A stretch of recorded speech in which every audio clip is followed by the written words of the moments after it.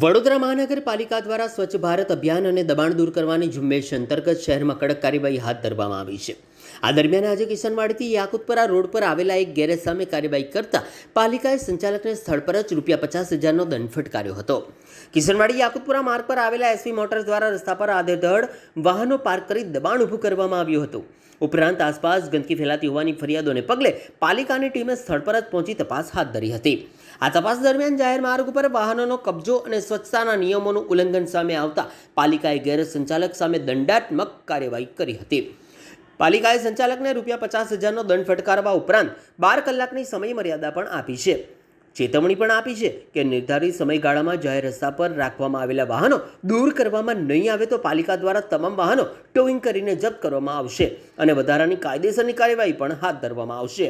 પાલિકાના આકરા વલણને પગલે દબાણકર્તાઓ અને નિયમ ભંગ કરનારાઓમાં ફફડાટ ફેલાયો છે.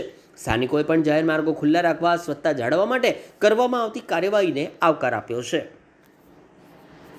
વડોદરા મહાનગરપાલિકામાં સ્વચ્છ ભારત મિશન હેઠળ વિવિધ જગ્યાએ સફાઈ અભિયાન ચાલી રહ્યું છે.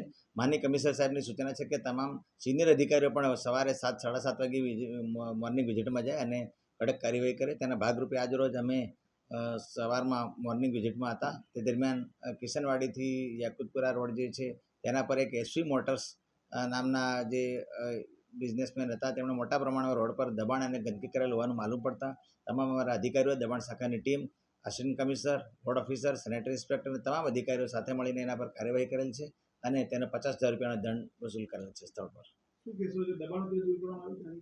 ચોક્કસથી તેઓને દબાણ જે પેનલ્ટી છે વસૂલ કરવામાં આવી છે અને દબાણ દૂર કરીને આજની દિવસમાં નોટિસ આપી છે. આજના દિવસમાં જો દબાણ નહીં દૂર થાય એ તમામ 11 વ્હીકલ એણે મૂકી રાખેલા હતા એ નહીં દૂર થાય તો કાલે ટોઈંગ કરીને અમે કોર્પોરેશન જમા લઈ લેશે.